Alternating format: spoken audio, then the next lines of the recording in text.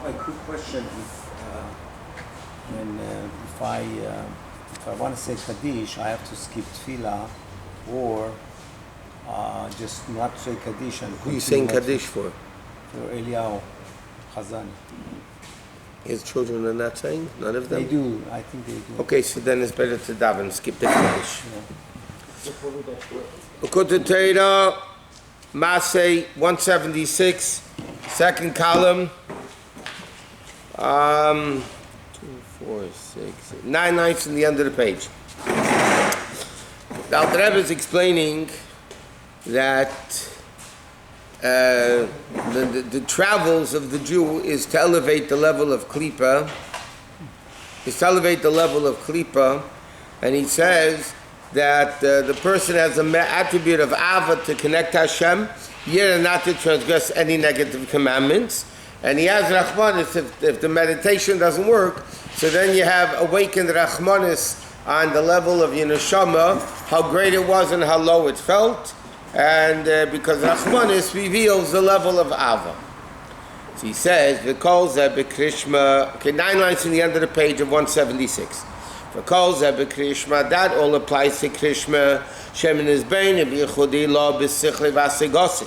So this level of awakening the Av of Hashem is good during the time of Shema, because that's when you're meditating into the greatness of Hashem. But what's with the rest of the day? But the rest of the day after davening, he's in business, whatever. She'ein le'ed his baininess, and now he doesn't have that meditation, because again, during business he's not meditating into the greatness of Hashem. And it's impossible for such a person to be on the level of davening a whole day. As the Gemara says, Halavai should only be the person who should daven a whole day. But we're not on that level. So how do you awaken this level of love of Hashem to get you to do Torah mitzvahs if you're not davening anymore? That's why you need the attribute of victory. One of the 7 midas is Netzach. Right? Chesed, Gvur, Teferes, right, left, center. And then you have Netzach is also on the right. Well, that is the Ava. What is the level of victory? He says, the Ava Mesuteres Shebachol Nefesh Mi Yisrael B'tul Dasi. The innate love of Hashem that every Jew has from birth. Yaakov Chavel Nachalasi. Yaakov is the rope of Hashem's inheritance. And Chelek Hashem Amay Hashem is the Chelek of the Jewish people. Therefore, the Jews have very powerful love of Hashem just by nature. And he says, therefore we're called Amksher, we're very stubborn people. And he says, L'chein Amid Azal, Gimel Izinhein. There's 3 levels of, literal Izin means goats, but Azus is chutzpah. He says, the Yidden, Hen Yisrael B'umeis. In the nations, the Jews are the most chutzpahdik, strong-willed, I'm cheerful. Shem B'tiv, Azim V'chazak. You ever see the stubbornness of a Jew? It's unbelievable. So it's a positive connotation. Yeah, here he's speaking positive. Correct. Yeah. Just like there's a good haughtiness. If a person says to himself, I am such a great person, how can I lower myself to sin? Okay, that haughty, this chutzpah is good. Like it says, the first din, ask Kanemer. You know, you should, the first din from the Mishnah brought down the first opening statement, a person should be ask Kanemer, bold like a leopard, meaning not to make, if somebody makes fun of you, not to care, just to do what you got to do, not caring what people think. To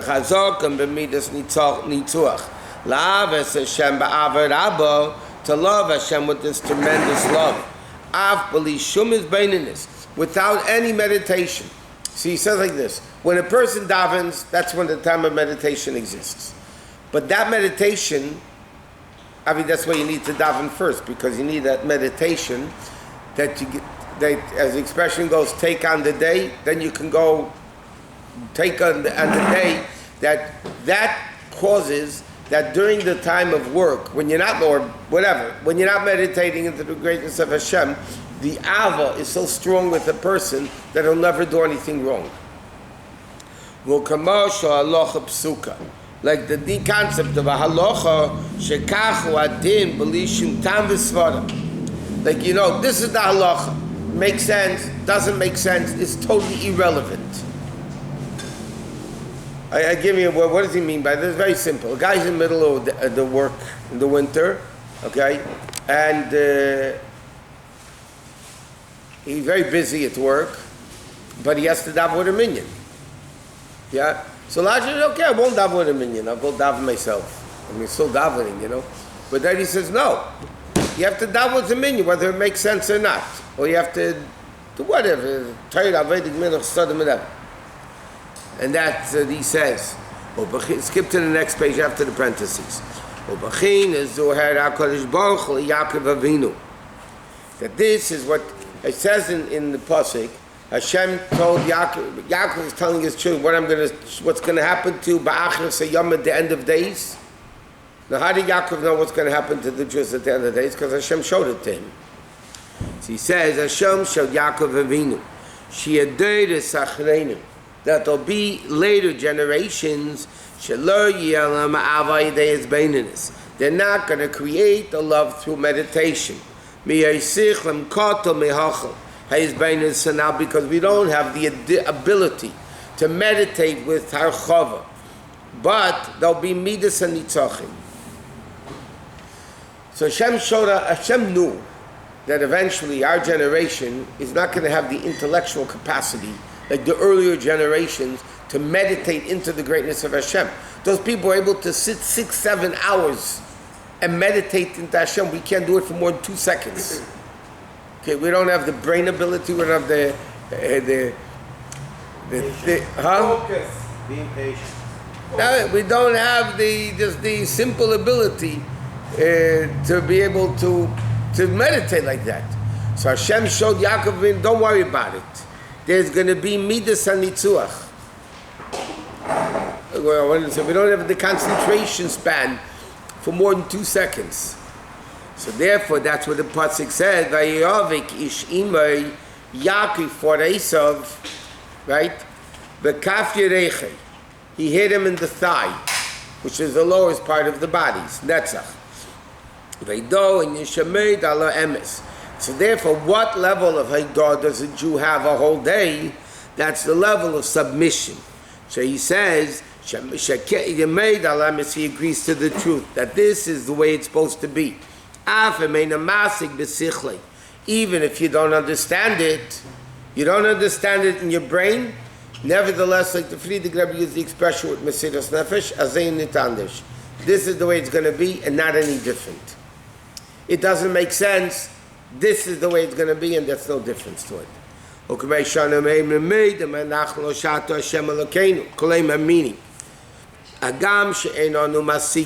though we don't understand your greatness, nevertheless, we submit to you. Okay? And he says, that's the difference. We say Baruch Atah and we say Moedim Anachnu Lach. What's the difference between blessing Hashem or submitting to Hashem? He says, Ki Ashchilik ben Bracha Leida. Lashon Bracha means Hamshacha Mehelem Alagir. We learned countless times. Baruch means to bring down. Right? To bring down At Hashem. Okay. Now, the level of bracha is to bring down godliness down into the lower worlds. 1 second. Haidah, though, submission, is not logic. I admit you're right. Let's say. I admit you're right. People don't like doing that. If I admit you're right, that doesn't mean logically I agree with you. I admit you're right, because that's the majority opinion. Whatever. Submission is not seicheldik. If anything, it's bittul. I agree with you.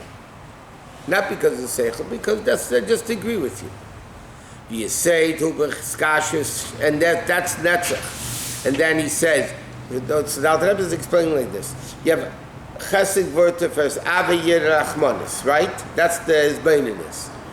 Then, how do you do this the whole day? He said that's the attribute of netzach which is the power of the Jew, the stubbornness of the Jew. Then you come to Heidah, which is Meidim, Heid. Then you come to Yeseid. There's Alter Rebbe is explaining all the midas, the way it works in the journeys of life. You have the level of meditation of Ava and Yira. If that doesn't work, you go to Tiferes Rachmanis. And then when you're not meditating, what do? You have the attribute of Nitzachin, stubbornness. And then you come to the level of Heid, which is the level of the Heidah submission. And then you come, you say, foundation. What does foundation mean? Is kasha, shemekasha, daite bechezik. He connects his intellect with strength. Ve'emek hadas, and the depth of understanding. V'yesh be'bechom mida b'mida. And therefore, in every mida you have the level of Ava and Yira, which is Kichol B'Shemayim V'Aretz. Okay? So the Alter Rebbe explains like this, that this journey that a person has to reveal godliness, because we're created with Salmeinu Kitmuseinu, that we have the Salmeinu, meaning we have this level of godliness within us, which is great, and therefore we can come to meditation into the greatness of Hashem. If that doesn't work, you have the chutzpah, the stubbornness, and then you have submission, and then, so all these midas allow the level of godliness to be revealed within us through the journeys of life. The level of godliness that 42. is back to? 42. What? Is the midot that bring the level of godliness? Or Yes. is it the level of godliness that... No, the midah, well, it works both ways. Here he's talking about the awakening from below, that the Jew wants to become closer to Hashem. Now what makes that happen? Like we learned at the beginning of Vayikra Moshe. Then Adam Mikam Ki Yakriv. In order for a person to become closer to Hashem, that's because there's a revelation from above, Vayikra Hashem Moshe. Or in a practical language for us, the batkel that comes out from Har Cherev, that says, wake up, you know? Yeah? First of all, Elam, woes to people that shame Torah and all that, or Shiva Banim Shevim, return wild children, yeah? Even though you and I don't hear it, obviously. So it says, what's the purpose of the Basko? Because the Neshama hears it. And then, that's why, out of the clear blue, somebody can all of a sudden decide to become a better person. What happened all of a sudden that made him decide to become a better person? Because the Neshama heard the Basker. That's all a stimulation from above, but the actual Avodah is our doing it. That just, lights the spark. But then you bring the fuel, and then the fire stays.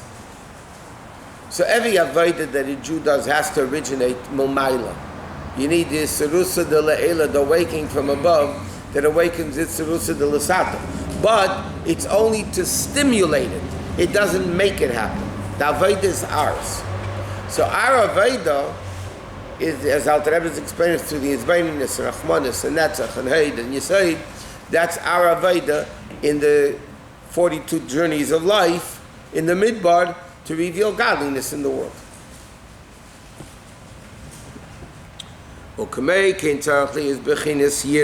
same thing in Yira, and the fear of Hashem also has to be all these levels. But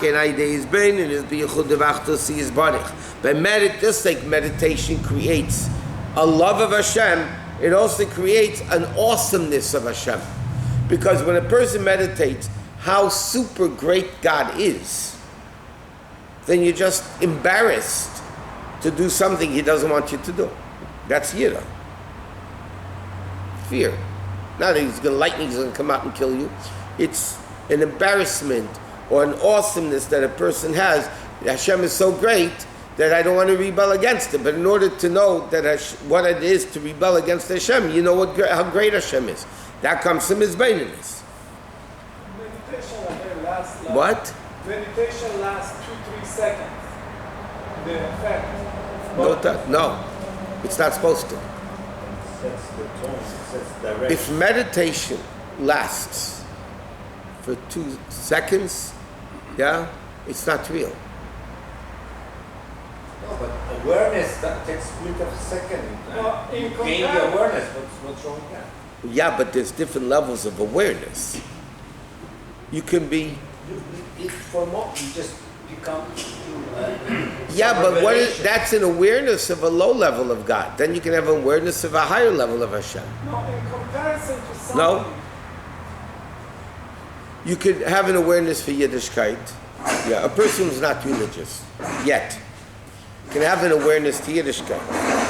Okay? But they're not religious. So their awareness is not very great, very powerful. Then you have a person. Yeah, then you have more and more and more and more. Knowledge. A tzaddik has a great awareness of godliness, so therefore, Right. No, I'm comparing to action, Rabbi. Meditation, meditate. But when something happens, you know, some nitzim niflot, you see the act, you see. there a person can have something happen in a split second that affects him for life. Right. Okay. That meditation or whatever happened, whatever you want to call it, Awareness. that awareness lasts for a lifetime. Right. Okay. We all know when you do good for somebody, everybody seems to forget it. But when you insult somebody, they'll never forget it. Yeah. Never. Why, if you do a favor for somebody, they'll forget it in 2 seconds, and an insult they'll remember for life? The answer is because the insult touches you to the core. So even though the insult took maybe 5 seconds, yeah, but that affects you because it touches your core.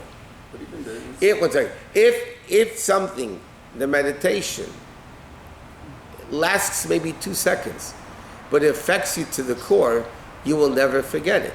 Why? We mentioned this many times. In life, if somebody forgets their spouse's birthday, Oh, it happens once. God forbid, right? Why? Okay. Anniversary, if you forget, it's only 50% of the problem. Okay? But, yeah, I mean, let's say the husband, wife, the other spouse never forgets anything. They never forget anything important. We all forget something important. So I forgot your birthday. What's the big deal? It happens. I forgot it. Why are you getting so angry about it? Touches the core. Because that touches the core. Do you care about me or not care about me? That's the core of the person. That 10-second forgetting has a permanent effect. Remember I said many times that Mendel Futterfass, once Verbring, it was Verbring, and he says, it's forbidden to write down a yechidus with the Rebbe. It's forbidden. What guys used to do, not everybody, some guys used to, they went into yechidus and the Rebbe told them they would write it up afterwards, you would even send it back to the Rebbe to edit, to make sure they had it right. Okay? And then Mendel Futterfass was screaming, you're not allowed to write a yechidus. You're not allowed to write a yechidus. Why? He said, why do you write down things? You shouldn't forget it. Right? If you go into the Rebbe for yechidus and the Rebbe is touching your essence, how in the world can you forget it? How could, you write down your name, somebody asks your name, 1 second, let me look. Because something that touches you to the core, it doesn't matter how long it is. It could be a 30-second yechidus. Literally, that's what it was, 30-second yechidus. The question is, does it touch the core or not? If it touches the core, you never forget it. Thank you, Rabbi. No, that's Pashit. So therefore, that has to last a whole day, that even in business, that godliness touches the person to the core, that it can't be any other way. But he's saying, just like he spoke before about the hezbaininess of Ava, that in Ava you have Netzach, you say, you know, the same thing as in Yira. The more the meditation is, the more Yira, the greater level of Yira you create. I think he says, Yikabel olav malchus shemaim ba'ava v'ratzon, or be willing, v'lo yiyela el olav l'masa. And then Torah mitzvahs won't be like a yoke, a burden on your head. And this is b'chlal another whole issue. I mean, what the Alter Rebbe is talking about over here. You could look at Judaism of Yiddishkeit in two ways. You can look at it, it's a burden. I can't do this, I can't eat this, I can't think this, I can't say this, I can't do this. And now I have to think this, I have to talk this, I have to do it. Hey, come on, give me a break. The worst is when you don't have to talk. You're forbidden. That's the worst. The hard. That's torture. So, or you could look at Torah mitzvahs as a discipline. The Rebbe once gave the mashal to somebody. If somebody is carrying bricks, okay, and somebody says, "Here, let me give you some more," you're going to tell them, "Go fly a kite," you know. But if you're carrying diamonds that you can keep, and somebody says, "Should I give you more diamonds?" You're going to say, "More, more, more." Why? What's the difference between bricks that you say, "Go fly a kite," and here you're going to say, "No, you know, b'vakasha, give me more." Because this you want and this you don't want. And this is the whole point of Yiddishkeit. Are we trying to get out of things? Are we looking for leniencies? Are we looking for ways not to do it? Or are we looking for ways to do more? That's the question. But it's not stam a question. It's fundamental. Is Yiddishkeit is what I love, or is Yiddishkeit what I have to do? I'm forced. That's the big difference in the attitude of Yiddishkeit. Can I get out of it? Or do I, or can give me more? That's what he's saying over here. Or is it a burden? Like it says, like another marshal people give. And people always ask, maybe I can have one day a year off, from tefillin. I don't mean Shabbos and Yom Tov. Give me a break. One day I can eat treif. Give me a break. One day I can have a vacation from Judaism. It's like the Rebbe says, you can't have a vacation from breathing. Nobody ever says, give me a vacation from breathing. I breathe 24/7, 365 days a year. Give me a break that 1 week I don't have to breathe. One day I don't have to breathe. It never enter a person's mind not to breathe. You don't have to go out of your way to breathe. It comes naturally. It's more than that. It's more than that. But the point is because a person knows this is life. I don't breathe, I'm dead. And therefore I want to breathe. People that have a difficult time breathing are still working hard to breathe. Right? God forbid, people that are sick. Having the breathing is very difficult. But they're struggling to breathe. But they know I have to breathe. They can't say, okay, they want to breathe because they know it's life. If a person realizes the Kiyuch HaYechad, the Torah mitzvahs, the life of the person, that they don't want less, they want more. They don't want a vacation from it. You can have a vacation from work. You can have a vacation from school. You can't have a vacation from living. Like he says, same Tosim Alachem Melech. You should place a king upon you because it's your life. Like it says, years Hashem l'chaim. The fear of Hashem is for life. All the life of the world comes from the level of Malchus. Like it says, Malchus kol lamim. Malchus is the life of the whole world. There can't be a king without a nation. And therefore, Kabbalah's El Malchus Shamayim is with love. I love to do more because I want to live better. Like we say in davening, Kulam mekablim El Malchus Shamayim zeh mizeh v'neistim b'yahavon. Like it says, look in Tadivel Perik Yuches. And that's the level of Chesed Shebegvura. What is Chesed Shebegvura? Ava in Gvura and Yira means I love fearing Hashem. I love the awesomeness of Hashem. I love having awe and awesomeness of Hashem. That's called Chesed Gvura. Yeah, Chesed Shebegvura means Ava of discipline. Love being disciplined. System. Huh? System. No, it's just love of being disciplined. That's what Ava Shebegvura is. Gvura Shebechesed is a different level. It's limiting Ava.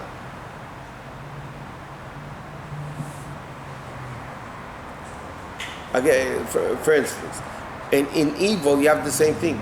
Chesed Shebegvura.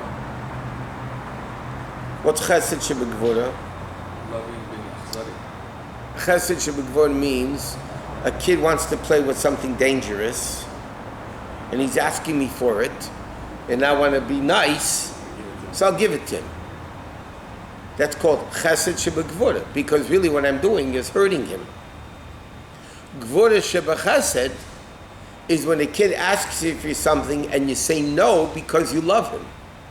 So even though you're saying no, that's an act of Gvura, but ultimately the underlying factor is Av, a love. Chesed Shebegvura is the underlying factor, negativity, Gvura. But I want to be a nice guy, I'll give him something dangerous to do. That's a fundamental difference between Chesed Shebegvura and Gvura Shebechesed. And that's why each level needs both. Because so this explains. Avram Avinu's problem, so to speak, he was unlimited Ahava, unlimited Chesed. Unlimited Chesed creates a Yishmol. Yitzchak is Gvura. Unlimited Gvura creates an Esav. Yaakov, which is Esav. Oh, unlimited Gvura creates Esav. Esav. That's why Yitzchak had an Esav. Yaakov was a combination of both together. Then Matos all his kids were tzaddikim, because you need the right mix. By the way, one of the most important things in discipline of raising kids today is the balance between Ava and Yira, the balance between Chesed and Gvura, love and discipline. If you just love the kid, kaviyachol, you really hate the kid. You just give them whatever they want. That's not loving a kid. It's creating a monster. You're creating a spoiled brat that's going to be a monster. In life, it's going to be a disaster. Their life is going to be a disaster. And too much hitting and too much that is also negativity. You create whatever, also a monster. A different way though. You need the balance between love and fear. That's the difficulty in raising kids. Parents have to know, like they say in Yiddish, when yes and when no. And that's the difficulty. Because every kid needs a different balance between yes and no. Somebody once came to the Rebbe and said, Rebbe, one of the kids turned off Yiddishkeit. The Rebbe, he said to the Rebbe, I raised my kids all the same way. Why did this kid turn away? And the kids didn't. So the Rebbe said to him, that's exactly the problem, that you raised them the same way. Every kid is different. They need to be raised differently. The greatness of a parent, supposed to be, is to understand each kid, what each kid yes and no of each kid. A good teacher that doesn't come and lecture and leave. A teacher that's a mechanech to raise children as a student, you have to know the uniqueness of each student and accentuate the positive of each particular student.